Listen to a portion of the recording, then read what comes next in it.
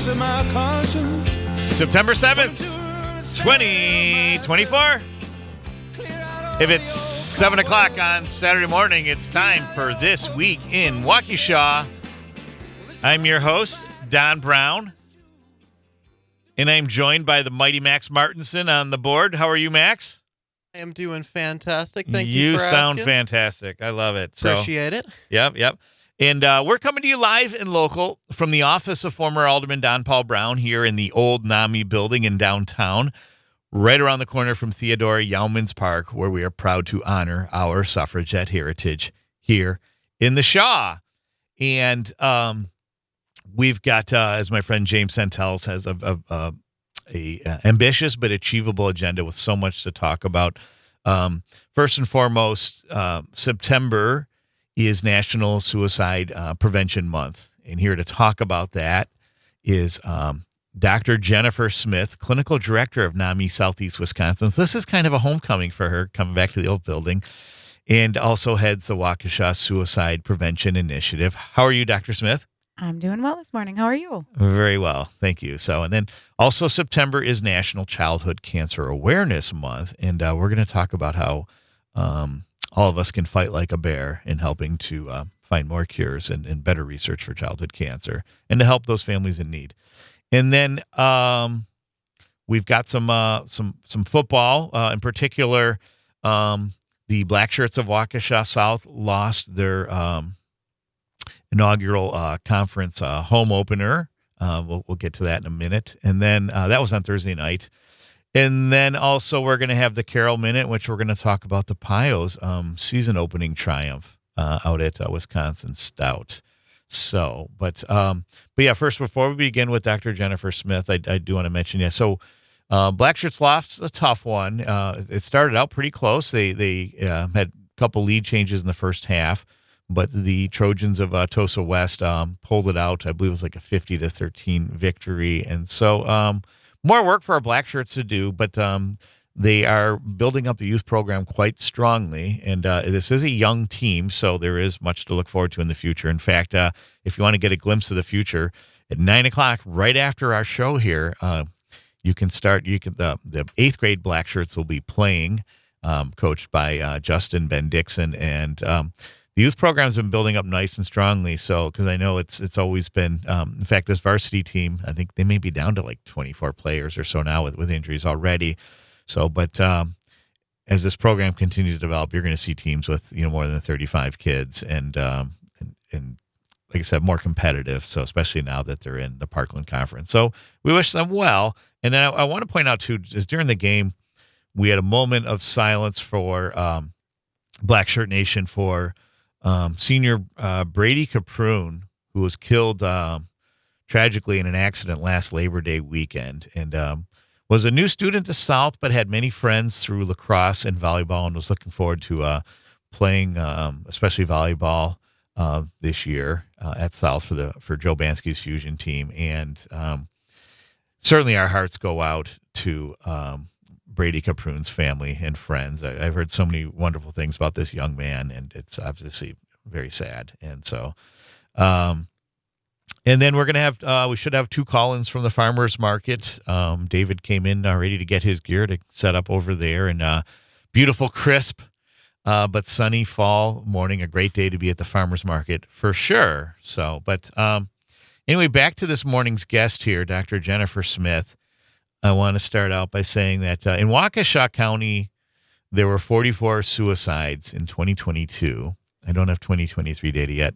That's down from 50 in 2021. 24 of those were by firearms, and it seems that half of those of the fatalities we've seen in Waukesha County have been by firearms. And these numbers, as Dr. Smith has explained, are consistent with the national average. And anyway, again, Jennifer, Dr. Smith, good morning. We're so glad we're here. Does it feel weird being back in the old building? It does feel a little weird being back in the old building. Yeah. It's been a while since I've been here. Yeah. So I know it's a silly question, but I wanted to be open and tell us what you do and what we're doing to address the situation of suicide and mental health, this aspect of mental health. Absolutely. So personally, what I do is being the clinical director at NAMI Southeast Wisconsin. I have a few different roles, but one of them is co-chairing our Waukesha County Suicide Prevention Initiative. And so that initiative is really just trying to um, bring awareness to suicide in Waukesha County and the resources available to help people who are in crisis. I also co-facilitate a helping survivors support group. Mm. So part of suicide prevention is also making sure that we are taking steps with postvention. So individuals who've lost somebody to suicide, providing them with the support. When an individual's lost somebody to suicide, there's an increased risk of suicide for that person. And so really making sure we have postvention efforts in place so that people are managing the grief and the trauma that comes from a suicide loss in a healthy way. Sure. Is there, because you say it's those close you want to prevent, if you lose a loved one, a family member, is there a genetic predisposition?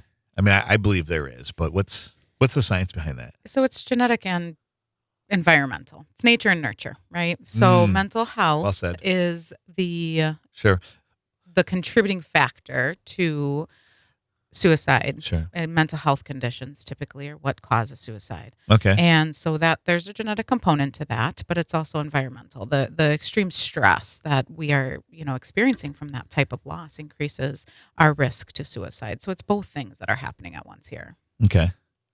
Sure. And then, but what about if it's a spouse? I mean, there's not a blood, but the nurture part or the environmental part is also a factor. Absolutely. We can, there's statistics, which I don't have, that your psychological closeness, so a spouse or child, a friend, depending on your psychological closeness, there's a certain percentage risk of suicide after losing somebody to suicide. Okay. And so, there's not that genetic part playing of the mental health condition, but it's what was happening, the stressor, leading up to the suicide, the stress of the suicide that then makes somebody at risk who isn't have a relationship, a biological relationship with that individual. So the trauma around it, just the stress around it, again, leading up, during, and after, that increases that risk for an individual as well. Okay. So, I guess we'll go on kind of the second scenario when you do lose somebody, when you lose their battle to depression. What's your specific approach, or what's your record for you or any other clinician in terms of how you approach family and that maybe that circle of friends? Helping the survivors, absolutely. It's giving them a community of other people who understand that loss. Okay. So having a support group. I also do individual therapy with people who've lost somebody who feel like an individual approach would be better to process. Right. But really having a lot of empathy and compassion for them, helping them understand that suicide, while it was a choice of the individual, it wasn't a choice in a rational mind. And so helping them understand what's happening, kind of a psychoeducation of what's contributing to the act of suicide, and then also really helping them process through what suicide survivors often experience is that extreme guilt of, I didn't do this, or I did do this, or I failed to see this, and helping them process through that, because that despair of how I contribute, that guilt can often be a contributing factor to why somebody's at increased risk. I want to touch on the choice aspect of it, because, for years, before we knew more about the science or about the illness, that people thought it was a selfish choice, or they didn't think of their family or loved ones. And as someone that's had family members and close friends that have overcome their battle with depression, there are those that did not, unfortunately, too. But for those that did, the way they explain it, there is a physical pain to this mental illness that is so excruciating that it just seems like the only panacea, the only would be to end your life, that there's nothing else. Counseling, medication, and maybe they tried some of these things, or maybe they hadn't, but there is, and for anybody that's experienced minor episodes or like myself you understand what that physical pain's about. It can be, again, fortunately for me, it was temporary. And I believe I had the tools or the education, the resources around me to deal with it. And again, this was many years ago, but it's still, I was a young adult on my own for the first time when I was experiencing it. And it can feel very overwhelming. So it's, now you as a clinician, as a professional, you can use that word, but for others, it's just like, is there a better word we can use than choice? Because it seems like that choice becomes very limited when someone's really going through that painful ordeal at such a high level. Yeah. So, I usually say it's when I say it's a choice, it's their broken brain, the organ, right? Okay. So every disease has an organ Sure. involved. And with mental health, the organ is the brain. Okay. And it's sending wrong messages. It's Sure. saying this has to happen. This is the Okay. only choice. And Okay. so I usually clarify that in that it's their mental health that's making the choice, not the Right. individual. Well said. We have Okay. to Thank you. separate the individual from the mental health Sure. condition. Sure. So That it's is key. it's the person's mental health condition that's making the choice, the decision on their behalf. Sure. Telling them this is the only way, and that Right. everybody and yourself will be better off as a result. Sure. Sure. And how should I say it? When we continue this discussion with Dr. Smith, we're going to talk about the types of people that are most likely impacted by suicidal depression, as well as the stigmas that still exist in spite of the increase of awareness and public acceptance and understanding, and so much more here on this beautiful autumnal Saturday morning, September 7th, on This Week in Waukesha, WAUK, 540 a.m. And we are taking your calls on the Civic Media app.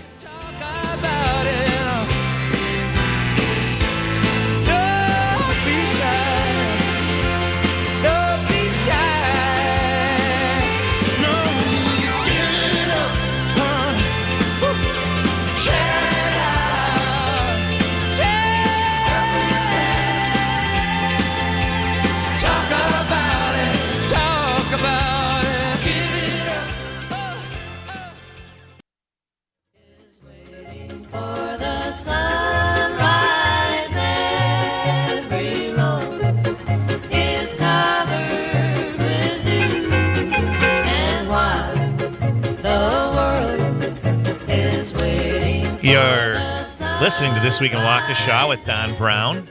And, of course, you're also listening to Waukesha's favorite son, Les Paul, with Mary Ford. And here in Waukesha, the world doesn't have to wait for the sun to rise. It's a beautiful, sunny morning. It's a little bit cooler than we're used to on September 7th. But it's great weather to be at the farmer's market.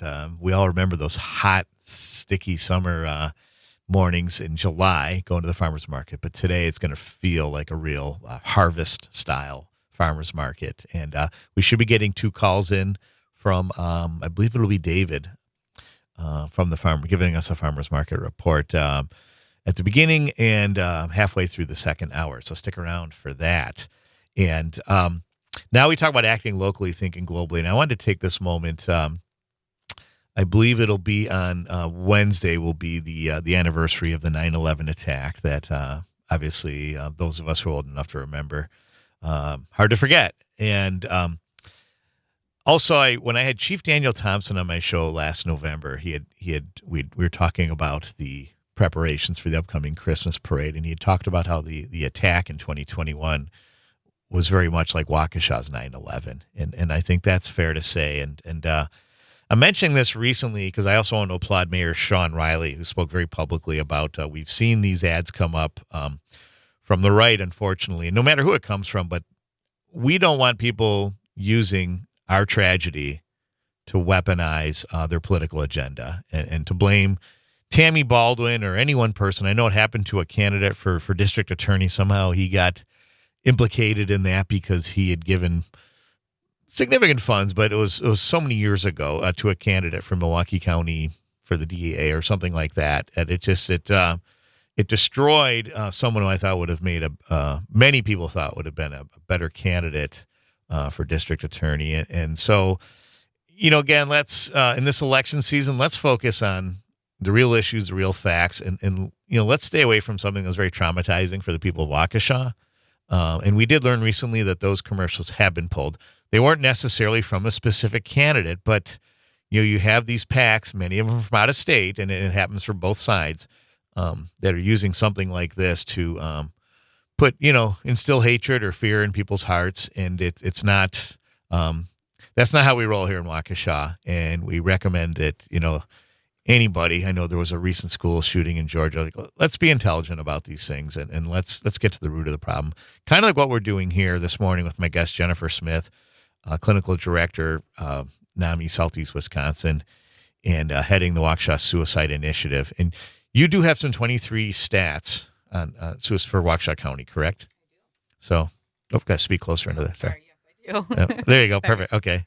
So in 2022 we saw 44. We saw a dip from the previous year, and then in 23 again we saw it go up again to 49. And we're seeing these statistics be pretty comparable to Wisconsin, to Milwaukee County, to nationally, that there's kind of these ups and downs, and trying to learn more about what contributes to those ups and downs. But, when somebody says, oh, we had 49, then 44, then 49, oh, that seems like a big jump up again, or up and down, those aren't big jumps. And so recognizing that, there's some fluctuation up and down. Mm-hmm. Okay. And then we were talking about, too, is that there is a specific type of person that it's not all necessarily that person that's failing in life. It's often someone that happens to be very highly intelligent, very acutely aware, doing well in their work or their studies, whatever their pursuits are. And tell me more about that. Tell us. So it's important to understand that mental health, suicide included in that, doesn't discriminate. It doesn't care your age. It doesn't care your gender. It doesn't care your race, your socioeconomic status, your political affiliation. It doesn't care. It is an equal opportunity, unfortunately. And so we do see certain populations more at risk in the completion of suicide and having taken their life. Or seeking help, but really understanding that mental health is a human experience and suicide is a human experience. And then what about, I know, like I said, years ago, when I had a family member, we had or close friends, that there was always this effort. You went to great pains to not publicize what that person was going through. And for many families or people dealing with that, there was, again, that could have been a contributing factor to the negative decision. Mm-hmm. And how are we doing these days? I mean, I know we know so much more about it, but in your, like I said, from your end of, from the they're on the front lines, shall I say, how are we doing as a general public in terms of our understanding and our sympathy towards suicidal depression? I think we are making great strides, but stigma still exists. There's still a lot of stigma when it comes to mental health and suicide awareness. And because people see it as a personal choice, mental health is seen as a decision, as a personality characteristic that we have a lot of choice in, which we have influence over our mental health, certainly, like we do our physical health, but it's not something we choose necessarily to feel. Or to experience. And so there's still a lot of stigma around mental health and suicide specifically because people see it as a bad characteristic, a bad personality characteristic. Right. And so there's a lot of self-stigma of, I don't want to admit that I'm struggling this way. There's a lot of just stigma within the family of, we don't want people to think that we're not supporting our loved one because, this happened or they're struggling. That means we're not doing enough. And so we again are making great strides in helping people recognize that it's not a decision, that it is an organ in the body that's affected, that we have some influence over it, like we do physical health conditions, but that we need to learn more and more about that, and that no one thing or one person is to blame. Yeah, I think that's well said. And what for many of us, because that's the other thing too, is mental health isn't really well covered by insurance. And are we making any strides in improving mental health coverage, or at least other resources in the community for the average person? We are certainly trying. Mental health coverage has certainly come a long way in that very few sessions were authorized, and you had to get prior authorization prior to seeing somebody. You could see somebody 8 times. We're making strides in that people can see whoever they want for as long as they need to. But there is a cost with it. And so to offset that, we're trying to offer free support groups that are run by, trained facilitators and other resources out there that aren't going to be of cost to somebody. So if they are uninsured, underinsured, they can still seek that support. They don't have to, forego getting their mental health addressed just because they don't have the funds to do so. Sounds great. We're going to dig deeper into what some of these specific services and opportunities and resources are for people in crisis here in our Waukesha County community, as well as perhaps even in our online stratosphere, as well as some other local news, and a quick shout out on National Childhood Cancer Awareness Month, and so much more here on this beautiful Saturday morning, September 7th, 2024. This Week in Waukesha. Every little rosebud is covered with dew, and my heart is calling for you. The thrush on high, his sleepy mate is calling, and my heart.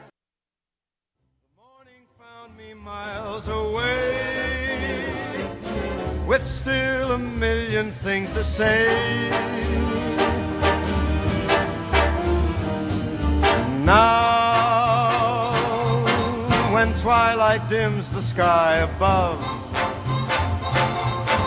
recalling thrills of our love, there's one thing I'm certain of: return I will to old Brazil. Hey, you're listening to This Week in Waukesha, and that is Brazil by the chairman, Frank Sinatra. It's his world. We just live in it. And was hoping that'd be a cheerful song this morning, but unfortunately the Packers took second place last night. And but a really exciting game, though. Lead changed many times, and they lost 34-29. But perhaps the most tragic outcome, though, was on the third to last play. Star quarterback Jordan Love was injured. I don't know, Max, do you have an update on that? Anything on Jordan Love that you've heard of? They don't believe that it is a torn ACL, but they can't do any testing until they get back today. States, yeah. Which leads to another point. I don't think NFL games should be overseas. I mean, I know this doesn't determine our life or everything, but it's not fair to the players to have games that count when you have to do all these other preparations. And usually you're getting there the week of, and there's enough that goes already into such a competitive sport where there's so much on the line. And, I get it. There's a growing market interest and people want to see the stars in person, but I think the preseason games can do a good enough job of that, or maybe have a season 2, or maybe give some of these guys that don't get to play a chance to compete overseas. But again, I don't like it. I know a lot of the players don't like it. I'm surprised the Players Union hasn't spoken up, but I guess because there's revenues involved that it's hard to beat. But, God, so many guys like falling all over the field, and you would have thought the NFL would have done more to guarantee the quality of the conditions. And it was like watching, like when we were kids in the backyard ball on a rainy day, and you're just like sliding on. And that's fun. But anyway, enough on that. Back here locally, I want to say congratulations to Dan Notling for being selected to the Kettle Moraine Laser Trailblazer Hall of Fame for the class of 2024. Dan, as many of you know, was a longtime member of the Waukesha Fire Department as a firefighter and paramedic before being named fire chief in Kettle Moraine last June. The official induction will take place on the morning of the Kettle Moraine homecoming game on September 27th. So congrats again to what we affectionately called Lieutenant Dan when he was lieutenant here in Waukesha. Dan was also on our show a couple times earlier this year to promote fundraising efforts for fellow firefighter Mark Schrader and his family. Mark's daughter, Mary, was diagnosed with leukemia last November, just before Thanksgiving, or it was during Thanksgiving week, I believe. And she recently celebrated her 8th birthday, so happy birthday to Mary. And since September is Childhood Cancer Awareness Month, we want to wish Mary and the Schrader family very well. She's an enchanting and courageous spirit and makes you laugh. And her motto is "Fight like a bear," which has become kind of a rally cry for a lot of local families with children battling with cancer. And so, again, our hearts go out to all of them, and whatever we can do to support them. And anybody looking for ways to support, you can certainly call me here on the show, and I'll get you in touch with Dan Latling. And but again, it is also Suicide Prevention Month. Did I get that right? And I'm with Dr. Jennifer Smith, Clinical Director of NAMI Southeast Wisconsin. And NAMI's been a great friend to the show. Executive Director Mary Madden's been on twice, and she said, "Hey, it's time for someone else to represent NAMI." And of course, I believe Dr. Smith does a great job doing that, especially since you have a focus on suicide prevention. So, how did you first get interested in, I guess, your field, and perhaps the specific focus on suicide prevention and also healing? Well, I always wanted to be a doctor of some sort. And as I grew older and learned more about people, I just was drawn to having such empathy for people who were experiencing things that weren't physical in nature. And so it just kind of grew from there. In high school, I took a psychology course and just fell in love. Where'd you go to high school again? I went to Greenfield High School. All right. And so I fell in love with psychology and just went off running with it, never looked back. Sure. And so the suicide piece, or the suicide bereavement piece, came into it in 2013, so 11 years ago. Working at NAMI, I've always been connected. I've been connected with NAMI for probably the last 15 years. Okay. And at the time, Milwaukee County Mental Health America was running several Survivors Helping Survivors, which is the support group for people who've lost someone to suicide. They were offering 3 in Milwaukee County, and Mary and I recognized there was a need in Waukesha County for that. There was no resource at the time. And so we developed the Survivors Helping Survivors support group. And so I've been doing that support group for 11 years, and my passion for it just grew over time. And it's a population that needs support, and took some trainings with that, and sure. I've just never looked back. Is there a website? Well, first of all, anybody in crisis, 988 is the number you call. Absolutely. It's the 911 for anyone in crisis dealing with suicide or depression. 988, spread the word. But is there also a number for that support group you mentioned, or a website that's accessible for people? Yeah, you can find the information on NAMI Southeast Wisconsin's website, which is NAMI Southeast Wisconsin, NAMISoutheastWI.org. And you can find in there the Survivors Helping Survivors support group under the family support groups. You can also see it on the calendar. We meet twice a month, once in person, once virtually. And so they can reach out to my email and get more information about that. And NAMI, again, it's N as in Nancy, A as in Apple, M as in Mike, I as in ice cream. And NAMI has its roots here in Wisconsin. It was founded in Wisconsin, I believe in Madison. And, of course, the Southeast Wisconsin, I believe, is the largest chapter in the state, and may very well be one of the largest in the country, if that's fair to say. But strong Wisconsin roots, and proud of that, too. And it's NAMI Southeast is spelled out, WI.org. Yep. Okay, so that's the website. But if you Google NAMI Southeast Wisconsin, you're going to find it. Absolutely. And I encourage everybody to, not just for suicidal depression, but any mental health issues. And there are so many out of there. There's anxiety and there's a close relationship between anxiety and depression, correct? Absolutely. So, and does anxiety lead to depression, or are they kind of one and the same?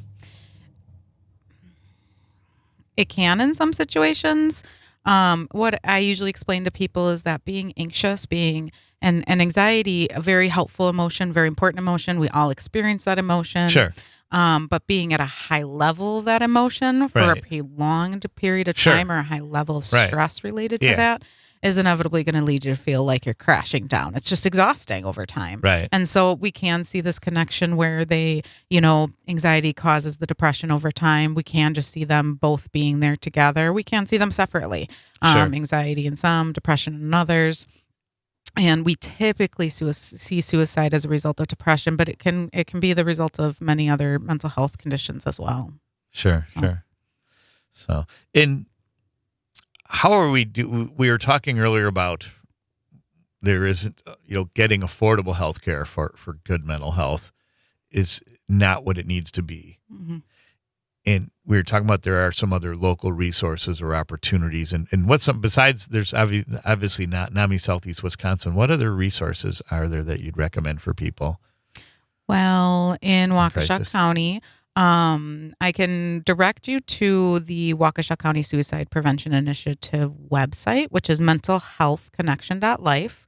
We have all kinds of resources. Mentalhealthconnection.life. Correct. Thank you. Okay.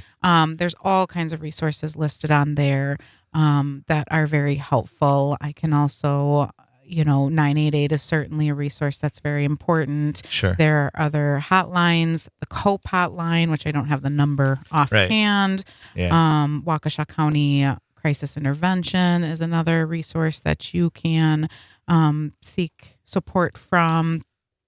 The outpatient clinic and their hotline for 24-hour support, which are all mentioned on the mentalhealthconnection.life website. There's a lot of resources for kids, for parents, just resources in general that anybody can utilize. Okay. And then our partners here at Carroll University offers free counseling in the summer, which gives a lot of their students some valuable training, but it's also they have professionals like yourself that are facilitating those types of sessions. And I'm curious to know if people take advantage of those, if you have numbers on that for any of these other like colleges or other programs that offer like free counseling. I don't have the numbers on that at this point in time. I can say that I've experienced, Carroll University reaching out to even being able to connect students that they feel need maybe a higher level than what their students can offer. So I know that the resources are being utilized. I think we just need to get the message out more that it's there. Yeah, because I'm wondering if people still feel that stigma. Like, I don't want anybody to know that I'm, going there or this or that. Or it's kind of like for a lot of these like plastic surgery practices. And a lot of them are dermatologists that kind of get bullied into it because of the trust that's been established with patients. But they're usually in these kind of seedy little strip malls, maybe where the adult, media stores are. Yeah. Somewhere. But seriously, it's, can we do more to educate people? Is there anything going on in our schools to educate folks on understanding depression and then suicidal depression and what we can do to normalize it or, so people treat it like it's like any other illness. Yeah. NAMI actually has a program called Ending the Silence, which is getting into the local schools, both in Milwaukee and Waukesha County and hopefully soon Jefferson County, because that's what Southeast Wisconsin is. Sure. That is a program designed at just educating our young individuals that mental health is a thing that everybody experiences and that it's okay to reach out for help. I think our younger populations, into the 20s, maybe even 30s, are starting to be those generations that are normalizing mental health and mental well-being and trying to break that stigma. And as a result of some of these programs, just social emotional learning being in school curriculum more. And like I said, Ending the Silence, which is a presentation in health classes that educates what mental well-being is and is trying to take that stigma away. That's great. And then here's a question is, we know for cancer, and again, it's National Childhood Cancer Awareness Month, there are 4 stages, and optimally you want people to be diagnosed in stage 1 or 2 because there's a fighting chance for survival. Are there similar stages for identifying suicidal depression? I don't know if we quite call them stages, but early intervention, right? As soon as an individual is experiencing symptoms or exhibiting signs or symptoms of a mental health crisis, we want to get in there right away. That improves outcomes. Okay. And what are some of those signs? Like, I know from my own experience, it's when people are giving away things, especially things that they treasure. People may not be eating healthy, or they're making erratic choices or poor choices. Are those still symptoms? Is that correct? Yeah, they absolutely can be. It's also increased isolation. It's ultimately looking at an individual and seeing a significant, and I put that in air quotes because that can look different for everybody, but a change in that person, their personality, their routine, their energy levels, just seeing a person, change. And it might not look significant at first, but it becomes significant over time. Sure. Yeah, their eating changes, their sleeping changes, how social they are. Yeah, they sometimes give things away too. It's a lot of that isolation or erratic behavior that we see most often. Okay. That's terrific. In the other side of this of our break, I want to continue the conversation about with young people and even with adults and bullying and where bullying plays a factor and what we can do to maybe kind of arm or address like those that are in crisis from things like that. And how are we doing on time, Maxie? Okay, so yes, and then we're going to be getting ready for the second hour after this next segment, which means 2 calls in from the farmers market. So you get some great shopping tips and so much more. We're taking your calls here in the Civic Media app on This Week in Waukesha on WAUK 540 AM. There's one thing that I'm certain of: return.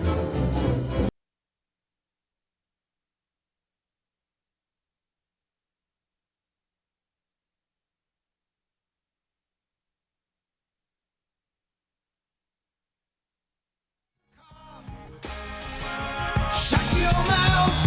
I know what you are. Don't say nothing. Keep your hands on the wheel. Don't turn around. This is for real. Digging in the dirt. Stay with me, I need support. I'm digging in the dirt. Find the places I got hurt. Open up places I Hey, you're listening to This Week in Waukesha, and that's one of my favorites from Peter Gabriel, especially it reminds me of those loved ones that have been in crisis, dealing with suicidal depression, and wonderful song, and very uplifting for me, actually. And but speaking of uplifting, the neighborhood beer gardens continue today at Merrill Crest Park from 3 to 9, and looks like it'll be a beautiful day for that. I wish I could be there. I'll be traveling after the show to my daughter's softball tournament. But I believe, do we still have a caller? Is Triple G on here? Okay, Greg, can you hear us? I can. Can Great. You hear me? Yes, always great to hear from you, Greg. What's your question for Dr. Jennifer Smith of NAMI Southeast Wisconsin? Well, Jennifer, I was wondering if you could talk about the difference. First of all, I just wanted to offer one other resource to people, 211. That's a 3-digit phone number that people can call for information and referral. But Jennifer, I'd like you to talk about QPR training, and that's a good training that people can take. I think you still do that. Me being affiliated with Carroll University, as I am, our staff a couple of years ago took QPR training, which stands for Question, Persuade, and Respond. And I think we're going to go through some sort of training like that this year to identify students who might be, even in the food service, we do this to identify students who might be depressed or even suicidal. So, and I also wanted to just emphasize that never be afraid to mention the word suicide to people. This is something I learned through some telephone counseling that I did. If people, it won't make people commit suicide if you say, if you ask them, are you suicidal? So, and Don, I hope that you'll talk about during the Carol Minute the statement win that Carol had over UW Stout last. It's on the agenda, Thursday, Greg. Would miss something like that. Okay, awesome, Yeah. awesome. But thank you, Don, and thank you, Doctor, very much for You got it. taking my call. You got it. Hey, and Greg, congrats on the great interview you did with your longtime Waukesha friend Greg Bach on Matt and Air on Air recently. I heard it was a wonderful interview. Yeah, that was terrific. Yeah. So, but anyway, let's give Dr. Smith a chance to answer your question or respond to your statement. Yeah, Greg, thank you for bringing up 211. It is a great resource. Not necessarily mental health in nature, although they can provide you with some resources for treatment, but certainly they are an information source that can get you connected with most things that you need and wherever you are. QPR, yeah, question, persuade, refer, respond is a free training. It's an 1.5-hour training that NAMI Southeast Wisconsin is an individual that does.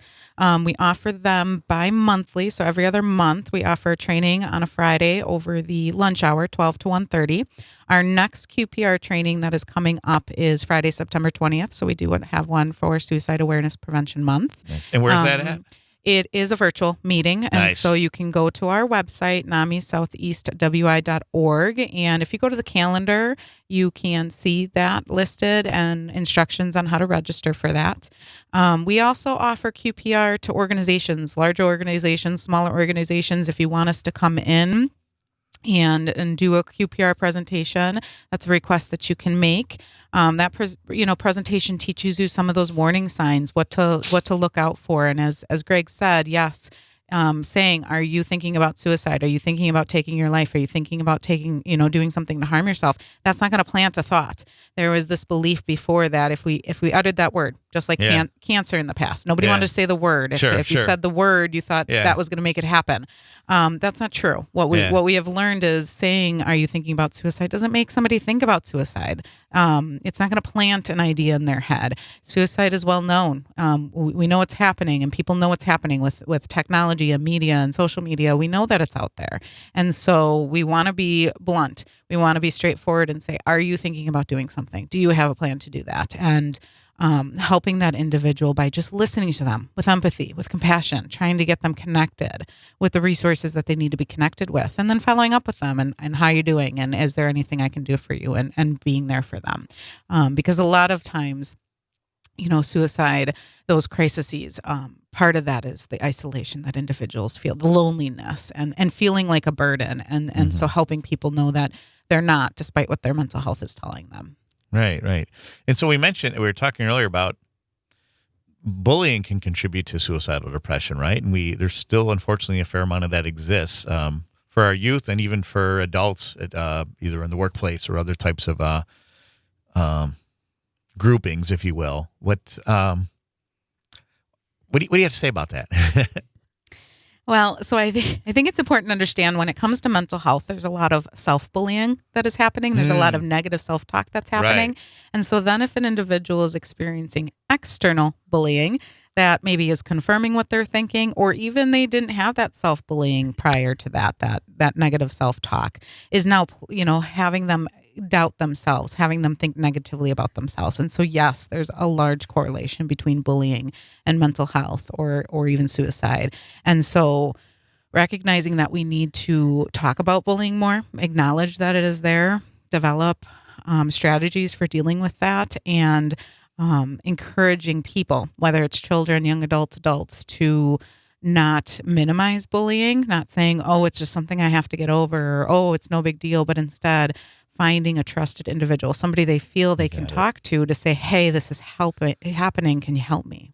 We're going to continue this discussion with Dr. Jennifer Smith on suicide prevention, with September being Suicide Prevention Month here on This Week in Waukesha. We have so much more in our second hour here, including 2 reports from the farmers market And also our guests on September 14th of the Waukesha South Marching Band, led by Director Mike DeBoer. And then on the 21st, we have photographer Denise Watros and Miss Wisconsin and Miss Teen Wisconsin. So so much going on here throughout the month and on this beautiful Saturday morning. Stay with me, I need support. I'm digging in the dirt.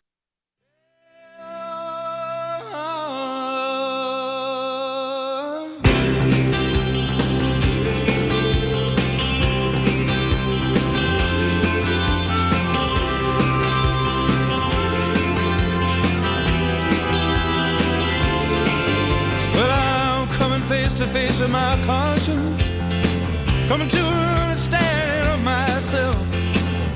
September 7th, 2024. If it's 8 o'clock on Saturday morning, it's still time for This Week in Waukesha, Hour 2. I'm your host, Don Brown. I'm joined by my faithful companion, the mighty Max Martinson, on the board, and we are coming to you live and local from the office of former Alderman Don Paul Brown here in the old NAMI building in downtown Waukesha, right around the corner from Theodora Yaumans Park, where we are proud to honor our suffragette heritage here in the Shaw. And with me from the first hour is my guest this morning, Dr. Jennifer Smith from NAMI Southeast Wisconsin, who's survived the first hour. How you feeling so far? Feeling good. Good. And really grateful for your being here and sharing and helping us create more awareness for what we can do for suicide prevention, as well as providing healing and support for those that have lost loved ones who've lost their battles against depression. So, and before we jump back into the conversation, I want to let you know that September 13th and 14th, that's next Friday and Saturday from 2 to 4, Waukesha County Historical Society is hosting their annual Grave Tales at Prairie Home Cemetery. There you will learn from several historic figures and learn the history of the cemetery. You can purchase tickets at the museum here in downtown by calling 262-521-2859 and bring your flashlight. So that'll be fun. And then, we got our first call from the farmer's market. Sorry about that, David. How are you? Good morning, John. I'm doing great this morning. Good. It's good to hear your voice. You know, David's the one that's been driving this farmer's market all summer. Really appreciate all your efforts. What's going on there? Well, this morning we've got a fantastic, crisp, cool September morning, and the amazing ladies of the Waukesha Farmers Market Information Booth have got us covered with a classic chili recipe, sure to warm our hearts up. It's chili time for sure, especially now that football season started and it's starting to get a little cooler out there. And tell us about this recipe real quick. Oh, the recipe? Oh, yeah. It's fantastic. It's got all the good stuff in it. Everything you can get here at the farmers markets. It got virgin olive oil, white onion, chives, cheddar sour cream, scallions. It is absolutely wonderful. And then the farmers market booths, they are absolutely packed full of fresh fruits and vegetables. Honestly, I just want to take a nice big bite out of one. Sounds great. Hey, David, I appreciate the call. We'll look forward to hearing from you at the halfway point here at about 8:34. And thanks so much for all you do for our booth at the farmers market. And I want to thank David as well, because the right across from our booth there, as he mentioned, the Downtown Business Association has their farmers market information table, and they have recipes every week. So you go, you pick out a recipe, and if you like it, everything you need, or most of what you need, is right there. Even a lot of the proteins. There are some purveyors of ground beef, farm raised type, like CSA type of quality beef and other proteins. So I highly encourage you to check this out. I'm thinking of a recipe for whitefish chowder, and I know I'm gonna have to visit, take a visit to Alaska Fresh, see what they have. So what else you got there, Dave? Before we let you go. Well, before I forget, the ladies are also doing a fantastic job selling these fantastic bags for the Waukesha Food Pantry. $5 gets you a bag, and all the money goes straight to the mouths of hungry Waukesha folks. I'm really glad you mentioned that, David, and that's a great thing to offer because I always forget to bring a bag to the farmer's market, and just for $5, you're supporting a wonderful cause with our food pantry serving Waukesha County. So thanks again for the call, David, and we'll look forward to hearing from you later on in the show. Yep. So, all right, so Talk to you later. you get back here at the office of former Alderman Don Paul Brown with Dr. Jennifer Smith. David has helped me with two questions. First and foremost, where does diet contribute to suicidal depression? I mean, I believe that would have to be a factor. Yeah, absolutely. A lot of our best coping skills in dealing with mental health are those that we would consider for our physical health too. Sleep, routine, appetite, eating habits. And so understanding that food is mood. And food is mood. That's great. Food is mood, and food is energy. What we put into our bodies is what helps us manage our mental health. And so if an individual is experiencing food insecurity, that's going to be a significant stressor that makes it hard for them to manage, and or not knowing, when their next meal or when they're going to have money for the next meal. So making sure we have our basic needs met. Sure. And then, as I mentioned earlier, the beer gardens continue today at Merrill Crest, and that's from 3 to 9. And these are great traditions we have here in Waukesha. We have Oktoberfest coming up as well, and these are things to celebrate. But the other side of that, it's also encouraging drinking in moderation. But alcohol and other drugs also play a factor in forming depression and mental health. That's safe to say. Yes, absolutely. There's a relationship between substance use, substance misuse, and mental health conditions. We can't say one causes the others, but often there is co-occurring disorders. And so recognizing that alcohol use in moderation, is important to make sure that your mental health is in a manageable place. Sure. And I'm reminded of, it could be urban legend or it could very well be a true story, but it's about a young boy being bullied at school, and he's planning on taking his own life. And on his way home, he's actually cleared out his entire locker because he didn't want his mother to have to do the shameful thing of having to come back to get all his belongings from the lot after he's died. And on the way home, he's bullied by these kids, and another kid comes along, I think scares the bigger kids away. He's kind of like the big man on campus, star of the football team, and he tells the kid what a bunch of jerks those kids are, and forget they don't know you, they don't know any, and he said some things to reinstill confidence in him, or to give him a better feeling about himself, and to let him know that he was there and he was a friend. And this kid in his life, I guess at the time he was only a freshman maybe, but he did a complete 180 in his mental health and in his self-esteem, and ended up becoming like class valedictorian or something, and starred in different activities in school, sports, music. I forget what that was, but it was in his valedictory address that he mentions this kid that basically saved his life, and that his plan on that day was to take his own life. I don't know if there's truth to that, but the one point is just that there's just a few words. I mean, the power of words can change the world, and just a few words like that.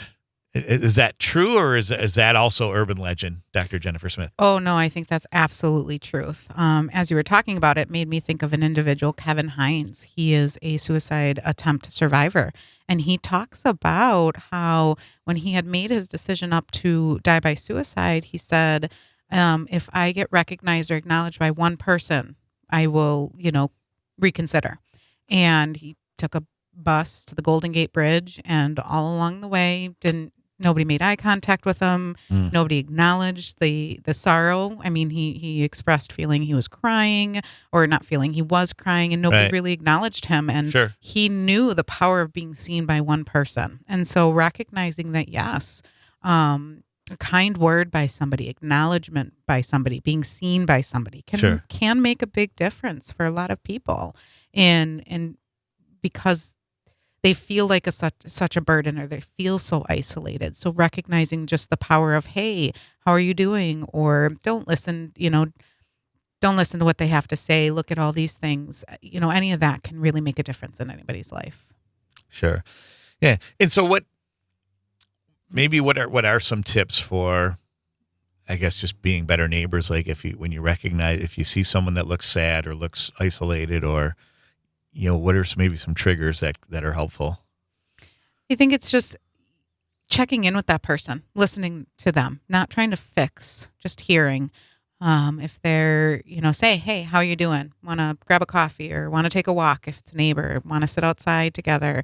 If you notice that they're isolating, just taking 5 minutes out of your day to say hi or making eye contact with them can make a big difference. Yeah. But a lot of what we can do for individuals and just for each other is to just say, I hear you.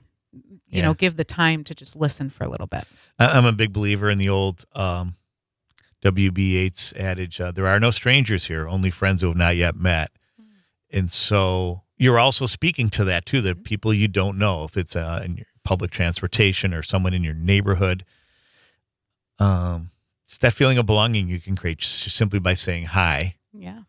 Or something, maybe other form of small talk or something that they have in common. Yeah, absolutely. Just saying, I see you. So, and I love music. I have a lot of music in my show, and music therapy can be a good thing, right? Or art therapy, pets, all those things. Yeah, absolutely. Non-traditional therapies can be very helpful. Music is a wonderful coping skill, both in terms of helping us access our feelings and process those feelings, and also giving us a moment away from heavy feelings. Sure. Speaking of music, Max found an old ditty that was kind of the anthem for the old suicide hotline before it became 988. Throw it on there, Max. I've been taking my time. I feel like I'm out of my mind. It feel like my life ain't mine. Who can relate? Woo! I've been on the low. I've been taking my time. I feel like I'm out of my mind. It feel like my life ain't mine. I don't wanna be alive. I don't wanna be alive. I just wanna die today. I just wanna die. Yeah, I've never heard that before, but later on in the show we'll play, there's a happier segment to that. Max had warned this first verse would be very sad. It would be expressing those feelings people have. And I'd say it's very eloquent. It's very articulate. Here comes the good part. All right. So we don't have to wait. Takes a turn. Talks about not wanting to be alive, wanting to be alive.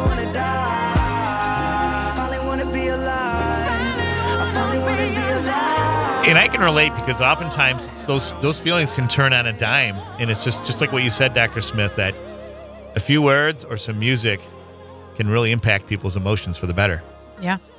I always say don't make Max. Permanent decision from a temporary emotion. And all our emotions are temporary. Don't make a permanent decision from a temporary emotion. I think that's fantastic. How are we doing on time there, Max? Okay, so next we have the Carol Minute, and then our conversation continues with Dr. Jennifer Smith, and so much more here. My guests on the 14th of the Waukesha South Marching Band, and Denise Watros, that's the 14th, and Denise Watros Photography on the 21st, here in This Week in Waukesha. W8. I wanna feel alive, I don't even wanna die anymore. I don't wanna.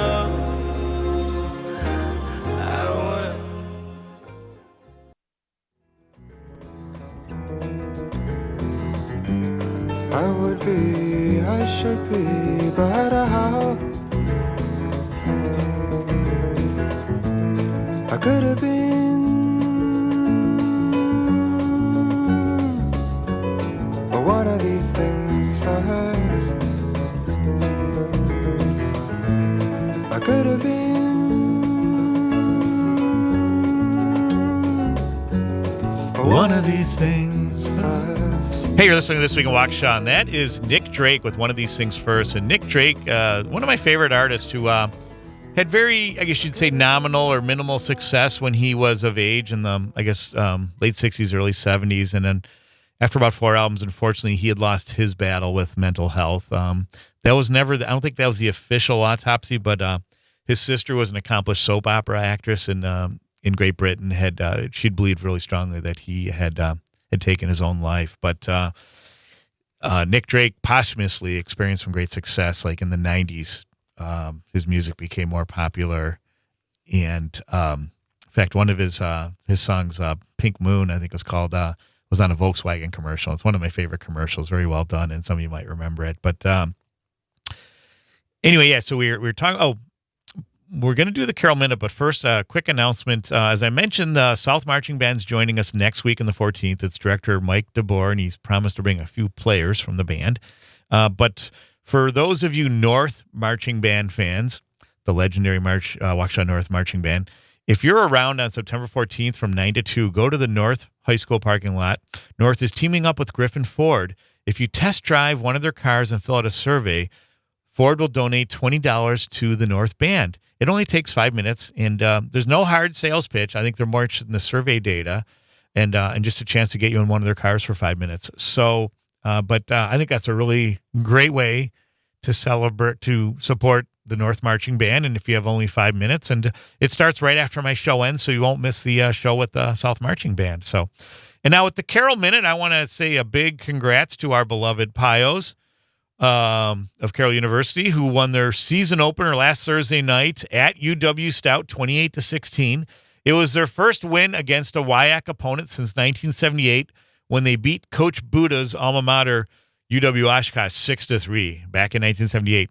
Coach Buda remains 4-0 non-conference play during his tenure with Carroll. The new quarterback for the Pios, junior Caden Pendleton from Kimberly, was 17 for 25 passing with 4 TD passes, and 2 of them were to junior Cameron Evans all the way from Moorhead, Minnesota. So congrats to the Pios. They're off next week, and then they're back on the road again at Washington University in St. Louis. And if you have a chance to road trip there, it's a beautiful campus. The stadium is the old stadium from the 1904 Olympics, and a lot of the remnants there are extremely cool. So I highly recommend you checking that out. And then they finally are at home on the 28th. Their home opener is on September 28th, and it's against Wheaton. So the tough part of their schedule is happening early for the Pios. So we wish them the best of success. And then back with Dr. Jennifer Smith, we were talking about actually offline, we were talking about where you got your graduate degree from, and I didn't know that this existed. Tell us about it, Jennifer. Yeah, I got my master's and my doctorate at the Wisconsin School of Professional Psychology, which is located in Milwaukee, 92nd and Hampton. And many people haven't heard of it just because many people go the PhD route. UW Milwaukee, Marquette offer those programs. And so I actually have what's called a PsyD, a doctorate of psychology, which is different than a PhD in that the focus of PsyDs is more on the clinical work with a secondary. I was wondering about research. that when I saw the letters at your new. Okay, terrific. Yeah, so research is secondary. Research is important. It's not that we don't focus on it at all. We have to do a dissertation and all that at the end to graduate. But really, it's giving those clinical skills so that people, their intent is to go out and become practicing psychotherapists, psychologists, versus going into academia and research. Terrific. Thanks for sharing that too. And it's another great local option for higher education. And I think that's fantastic. And then we often forget too that NAMI Southeast Wisconsin has another very important strategic partner, and that's Rogers Behavioral Health, one of the best mental and behavioral health hospitals nationwide. It has several locations nationwide, but here the hub is right here in Oconomowoc. Tell us about that relationship. We partner with Rogers quite a bit on various activities. We offered most recently a program that came from their WISE program about compassion resilience, which was really helping. Compassion resilience. I like that. The compassion resilience toolkit, which was giving individuals the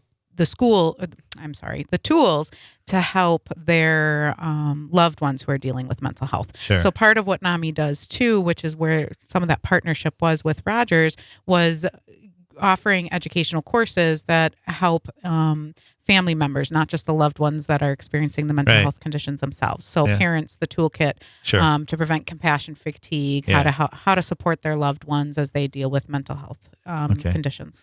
And this leads to another great question, because people I know, loved ones that were in their battle with suicidal depression, they could count initially on that strong support group of friends. But after a while, like there were friends that had to take a break because when you get too emotionally involved in the situation, that suddenly you start to question your own mental health, or you start to experience forms of depression, and you have to walk away. And some are very gracious about it and were still expressing empathy, but they had to walk away.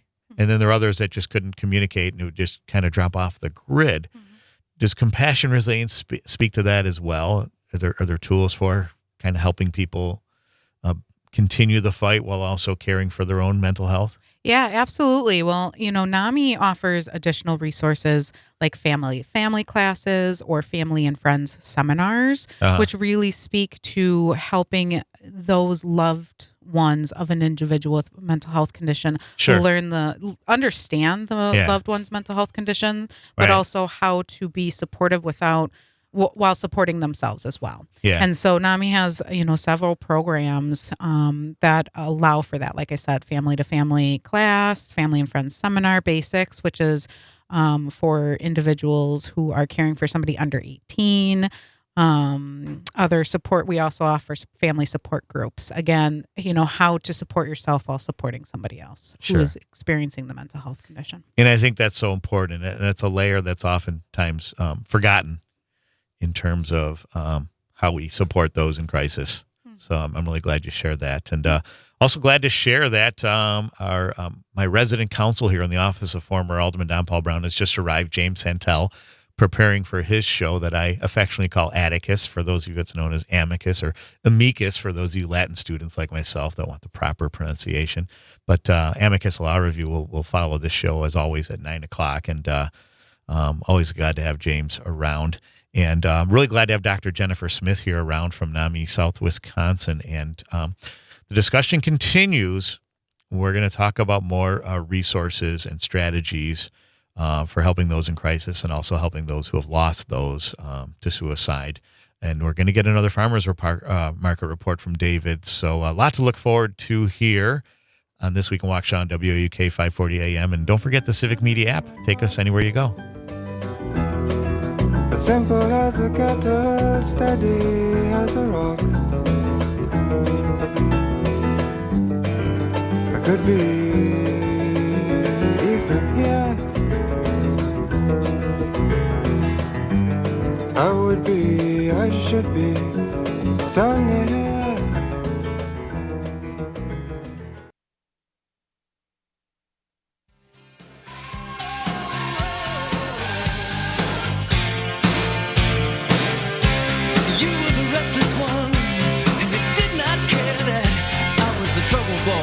Looking for double dare. I wanna apologize for the things I've done and said, but when I win your heart, I'm gonna paint it cherry red. I don't wanna talk about it. What you do to me, I can't live without it. And you might think that it's much too soon for us to go this far.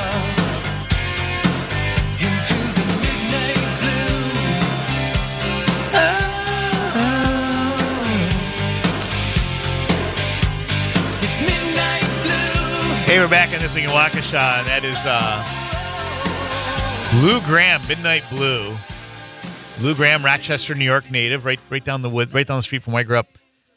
Was the lead singer of Foreigner, and there is one more Tribute Tuesday left. So I apologize. I thought the one in August was the last one, but it's this coming Tuesday, September 10th at Frame Park, a Foreigner tribute band, a tribute to Foreigner. Concessions start at 5:30. The show goes from 7 to 9, and so I highly encourage you to check that out. That should be a lot of fun. I would imagine they would play that, even though I guess officially it's not a Foreigner song, but a fun song nonetheless. I'm sure they're going to play I Want to Know What Love Is. And in talking here with my guests about Dr. Jennifer Smith here, in honor and recognition of September being National Suicide Prevention Month, we talk about the love. Or we want to try to help people in crisis know that they are loved and figure out ways to kind of help them love themselves ultimately is what needs to get done here. And You mentioned that NAMI is launching a 988 campaign. Could you tell us about that? Yeah, during the month of September, we're trying to bring that awareness to suicide prevention efforts, and 988 being, a really important resource for individuals who are experiencing crisis. And so NAMI is trying to spread the word about 988 a little bit more, and has been putting posts on social media for the 988 campaign that we're doing, which is, a donation of, $9.88. Can make a difference in the support that's offered locally. And there's more information about that on our website under the advocate section in the Suicide Prevention Month, as well as, additional information about other resources and other efforts that are happening in Waukesha this month. Sure.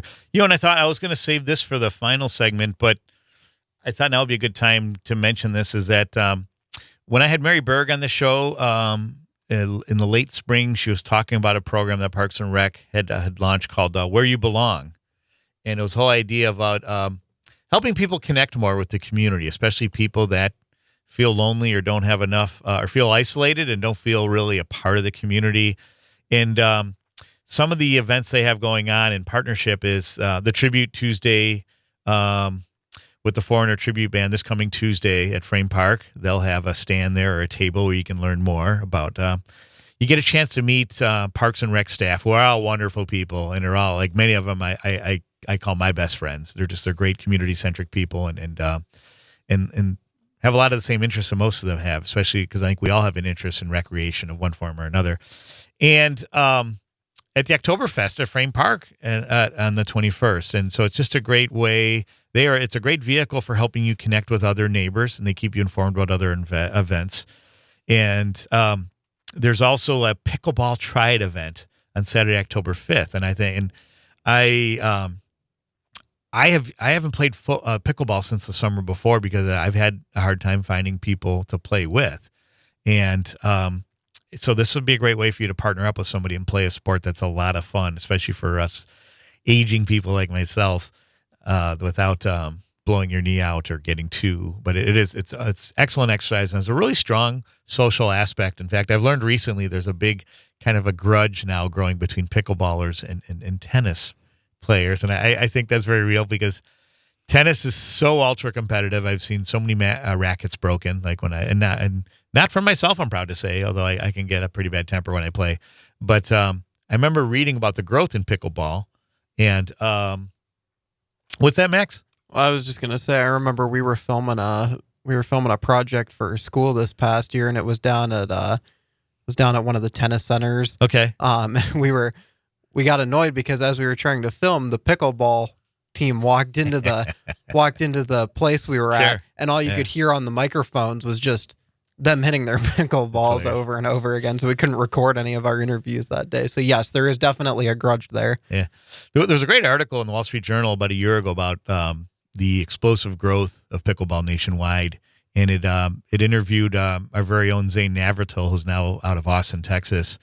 And they were talking to a pickleball ref, and he had said that about the social aspect of and friendly aspect of pickleball is that when somebody loses their temper or slams their racket on the net, or their paddle, I should say, the response from the normal pickleballer is, that's tennis. Don't bring your tennis here. And so I love that. And so here with Dr. Jennifer Smith, clinical director at NAMI Southeast Wisconsin, sports and recreation can play a role in improving mental health, especially for those in crisis with depression. Yes, That's absolutely. not a myth, right? No, not absolutely. Our people often say exercise. I like to say movement. It feels a little bit less daunting and less pressure, but movement of any kind. But certainly sports, connectedness, again, getting a community is really important with mental well-being. Yeah. And so joining a sport or being part of a community in that way can help with, decrease that isolation and increase belongingness. And if sports aren't your thing, or there's other interests that you have, Saturday, October 12th, is part of the Waukesha Unlocked event that's going on weekend long, and WAUK will be involved in that, so you can stop by the studio both days. But on Saturday the 12th at City Hall, there will be tours and activities as part of the Where You Belong program that Parks, Rec, and Forestry are doing. So check that one out, and then that'll be a great lead into Waukesha Unlocked, because there's so much you can explore here in our city, and new opportunities for you to belong to something that's very meaningful to you, or something that gets you up in the morning and gets you excited.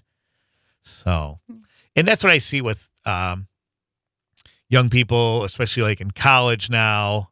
We have a new freshman in our family, and there's a certain amount of anxiety because it's like, when I have a sophomore and a junior, it's like, am I doing the right major, or am I, what, there's like, and I remember feeling the same way. There's just so much going on.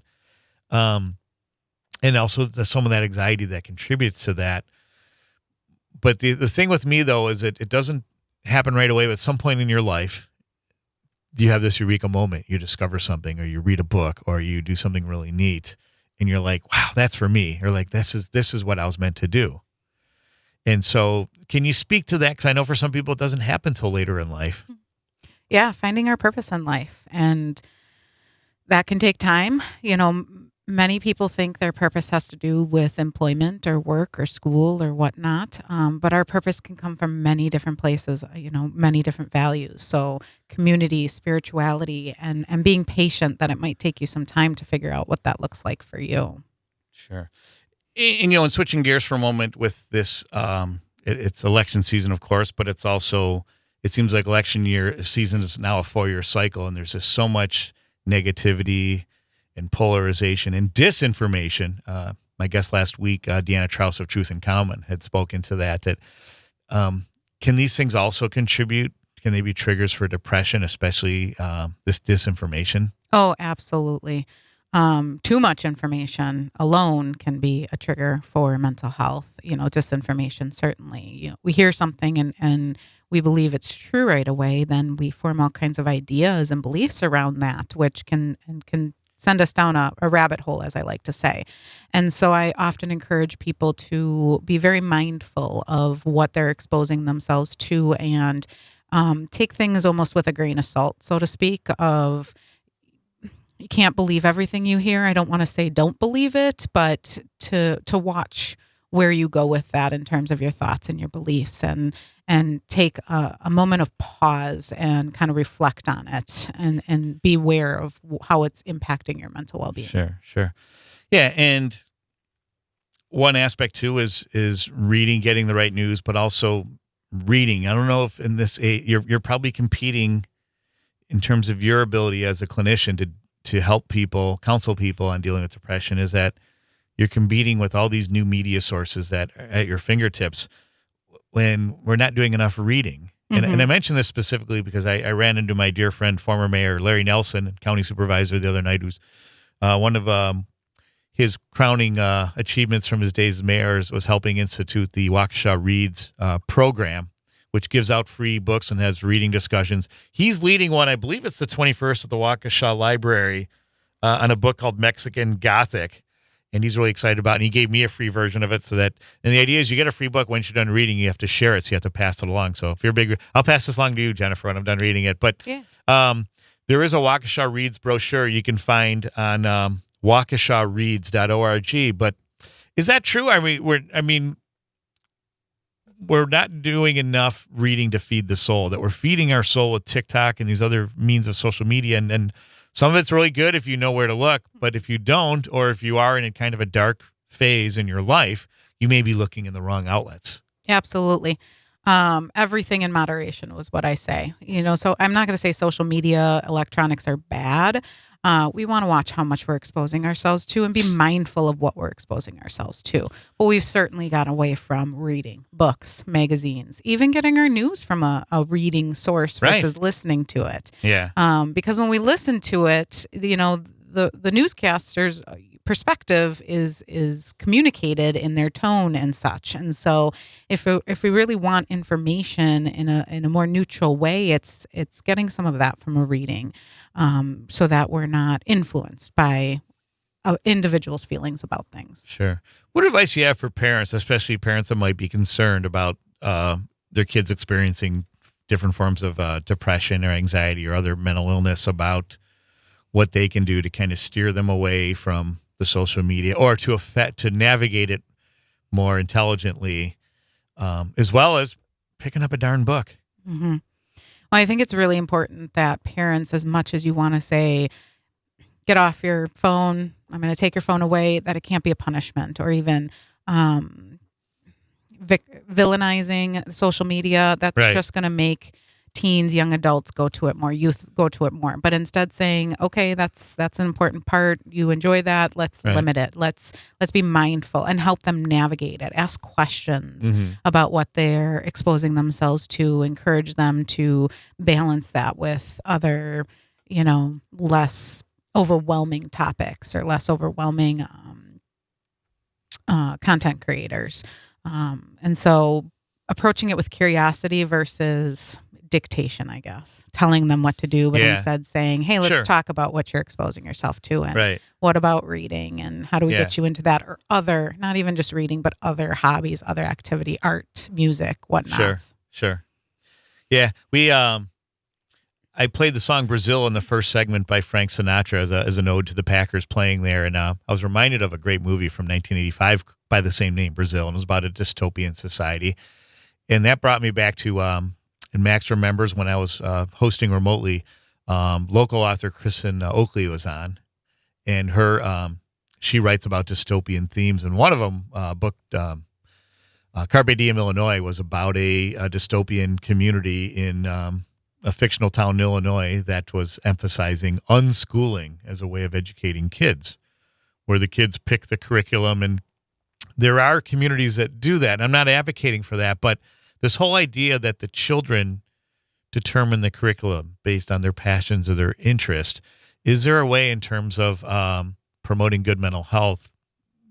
And I know we were just talking about that. Is there a way we can kind of steer young people towards certain passions that may, like I said, be effective in addressing?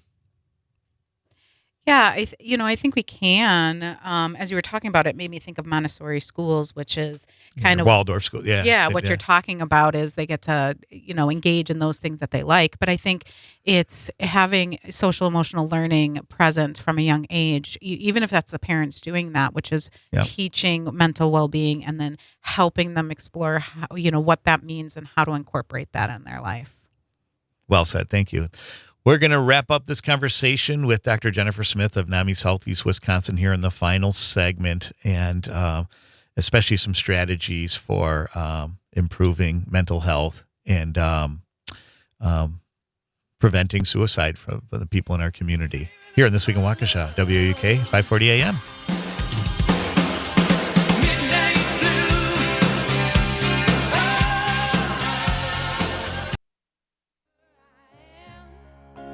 I'll come running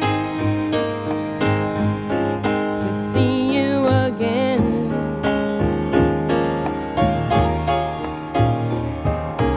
Winter, spring, summer, or fall, all you have to do is call, and I'll be there. You've got a friend.